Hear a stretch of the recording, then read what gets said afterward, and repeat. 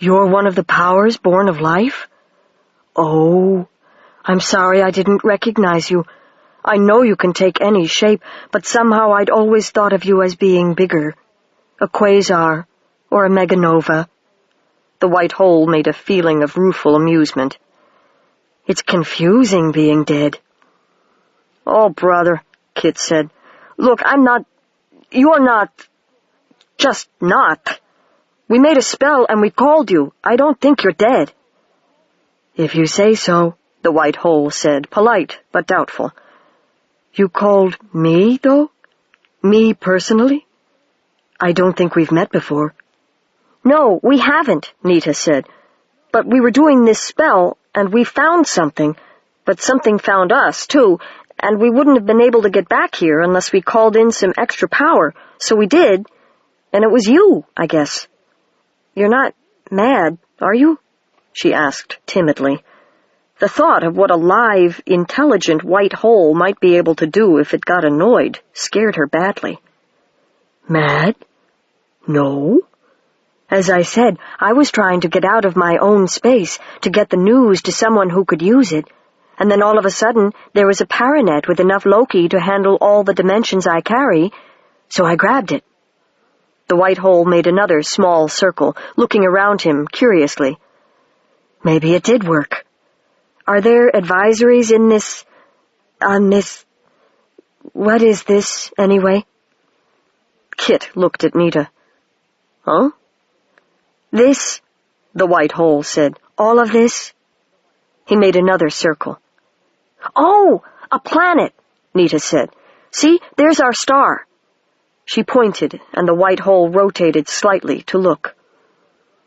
Artificer within us, he said. Maybe I have blown my quanta after all. I always wanted to see a planet, but I never got around to it. Habit, I guess. You get used to sitting around emitting X-rays after a while, and you don't think of doing anything else. You want to see some? He asked suddenly. He sounded a little insecure. Maybe you'd better not, Nita said. How come? They're really pretty. We can't see them, and besides, we're not built to take hard radiation. Our atmosphere shuts most of it out. A real planet, the white hole said, wondering and delighted, with a real atmosphere. Well, if this is a planet, there has to be an advisory around here somewhere. Could you help me find one? Kit looked uncertainly at the white hole. Sure, but do you think you could help me find some power? And Nita get her pen back? The white hole looked Kit up and down. Some potential, he muttered. I could probably have you emitting light pretty quickly if we work together on a regular basis. Maybe even some alpha. We'll see. What's a pen? What's your name? Kit asked. I mean, we can't just call you Hey You all the time. True, the white hole said. My name is Kairilakable Fare Glukumaileke Fred Dajdanaguni. And at the same time he went flickering through a pattern of colors that was evidently the visual translation. Nita began. Fred, Kit said quickly. Well, he added as they looked at him again, if we have to yell for help or something, the other way's too long. And that was the only part I got, anyway. Is that okay with you? Nita asked. The white hole made his figure-8 shrug again. Better than having my true name mangled, I guess, he said, and chuckled silently. Fred, then. And you are? Nita. Kit. I see why you like them short, Fred said. All right. Tell me what a pen is, and I'll try to help you find it. But we really must get to an advisory as fast as we can. Okay, Kit said. Let's break the circle and go talk. Sounds good, Nita said, and began to erase the diagrams they had drawn. Kit cut the wizard's knot and scuffed the circle open in a few places, while Nita took a moment to wave her hand through the now empty air. Not bad for a first spell, she said with satisfaction. I meant to ask, Fred said politely. What's a spell? Nita sighed and smiled, and picked up her book, motioning Fred to follow her over to where Kit sat. It was going to be a long afternoon, but she didn't care.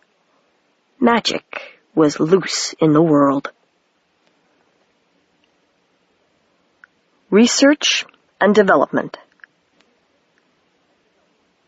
They were at the schoolyard early the next morning to be sure they wouldn't miss Joanne and her crew.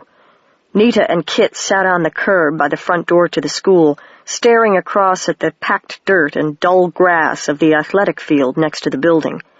Kit leafed through his wizard's manual, while Fred hung over his shoulder and looked around with mild interest at everything. "Will it be long?" he said, his light flickering slightly. "No," Nita said. She was shaking. After the other day, she didn't want anything to do with Joanne at all. But she wanted that pen back, so... "Look, it'll be all right," Kit said, paging through his manual. "Just do it the way we decided last night. Get close to her. Keep her busy for a little while. Fred'll do the rest." "It's keeping her busy that worries me," Nita muttered. "Her idea of busy usually involves her fists and my face." "I don't understand," Fred said, and Nita had to laugh briefly. She and Kit had heard that phrase about 100 times since Fred arrived. He used it on almost everything. "What are you afraid of?" "This," Nita said, pointing to her black eye. "And this," uncovering a bruise. "And this, and this." Fred regarded her with a moment's discomfiture. "I thought you came that way. Joanne makes this happen?" "Uh-huh. And it hurts getting this way." "But she only changes your outsides. Aren't your insides still the same afterward?" Nita had to stop and think about that one. "Okay," Kit said suddenly. "Here's the advisory list for our area." He ran a finger down the page. "And here's the one in town. 2700 Rose... That's up the hill past the school. What's the name?"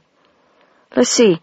Swale, T.B., and Romeo, C.J., research advisories, temporal spatial adjustments, anthastics, non-specific scryings." "Wait a minute," Nita said hurriedly. "Swale? You mean Crazy Swale? We can't go in there, Kit. That place is haunted. Everybody knows that. Weird noises are always coming out of there." "If it's haunted," Kit said, "it's haunted by wizards. We might as well go after school. It's only 5 or 6 blocks up the road." They were quiet for a while.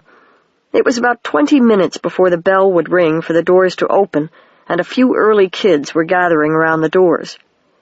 "Maybe we could rig you a defense against getting hit," Kit said as he kept looking through his manual. "How about this?" He pointed at one page, and both Nita and Fred looked at the formula he was indicating. All it needed was the right words. It would be something of a strain to carry the shield for long, but Nita wouldn't have to, and any attempt to hit her would just glance off. "The problem is," Fred said, "that spell will alter the field slightly around this Joanne person. I'm going to have a hard enough time matching my pattern to that of your pen so that I can get it off her, if indeed she has it. Her own field is going to interfere, and so will yours, Nita. More stress on the space in the area, and I might not be able to get your pen back at all." Nita shook her head. She could tolerate another black eye if it meant getting that pen back. "Forget it," she said, still shaking, and leaned forward a bit, elbows on knees and face in hands, trying to relax. Above her, the old maple trees were muttering morning thoughts in the early sunlight, languid observations on the weather and the decreasing quality of the tenant birds who built nests in their branches. Out in the field, the grass was singing a scratchy soprano chorus, "Grow, grow, grow, grow, grow, grow," which broke off abruptly and turned into an annoyed mob sound of boos and razzes as one of the groundskeepers, way across the field, started up a lawnmower.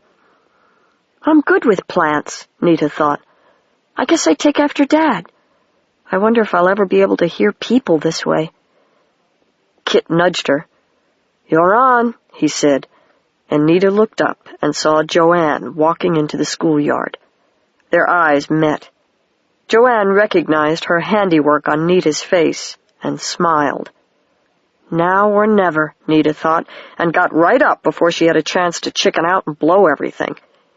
She walked over to Joanne without a pause, fast, to keep the tremor in her knees from showing. "Oh, Fred, please be behind me. And what in the world can I say to her?" "I want my pen back, Joanne," she said, or rather it fell out of her mouth, and she went hot at her own stupidity. Yet the momentary, shocked look on Joanne's face made her think that maybe saying what was on her mind hadn't been so stupid after all. Joanne's shock didn't last. A second later, she was smiling again. "Callahan," she said slowly, "are you looking for another black eye to match that one?" "No," Nita said. "Just my pen, thanks." "I don't know what you're talking about," Joanne said, and then grinned. "You always were a little odd. I guess you finally flipped out." "I had a space pen on me the other day, and it was gone afterward. One of you took it. I want it back." Nita was shaking worse than ever, but she was also surprised that the fist hadn't hit yet. And there, over Joanne's shoulder, was a flicker, a pinpoint of light, hardly to be seen, looking at her. "Don't react. Make me a picture of the thing now." "What makes you think I would want anything of yours?" Joanne was saying, still with that smile. Nita looked straight at her and thought about the pen. Silver barrel, grooved all around the lower half to keep the user's fingers from slipping, her initials engraved on it. Hers. Her pen. Enough. Now then. "But now that I think of it, I do remember finding a pen on the ground last week. Let's see." Joanne was enjoying this so much that she actually flipped open the top of her backpack and began rummaging around. "Let's see. Here." She came up with something. Silver barrel, grooved, and Nita went hot again, not with embarrassment this time. "It's mine." "Come and get it then," Joanne said, dropping her backpack, keeping her smile, holding the pen back a little. And a spark of white light seemed to light on the end of the pen as Joanne held it up, and then both were gone with a pop and a breath of air. Joanne spun to see who had plucked the pen out of her fingers, then whirled on Nita again. Nita smiled and held out her hands. Empty. Joanne was not amused. She stepped in close, and Nita took a few hurried steps back, unable to stop grinning even though she knew she was going to get hit. Heads were turning all around the schoolyard at the prospect of a fight. "Callahan," Joanne hissed, "you're in for it now." The 8:30 bell went off so suddenly they both jumped. Joanne stared at Nita for a long, long moment, then turned and went to pick up her backpack. "Why hurry things?" she said, straightening. "Callahan, if I were you, I'd sleep here tonight, because when you try to leave—" She walked off toward the doors. Nita stood where she was, still shaking, but with amazement and triumph as much as with fear.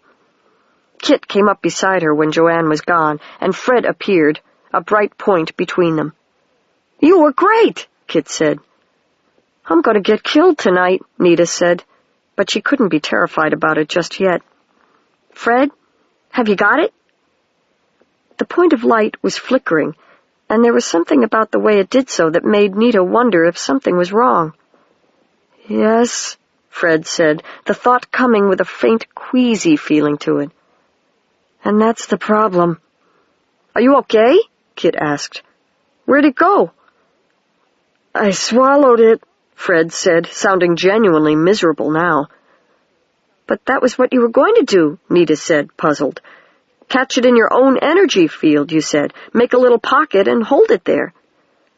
"I know, but my fields aren't working the way they should. Maybe it's this gravity. I'm not used to any gravity but my own. I think it went down the wrong way."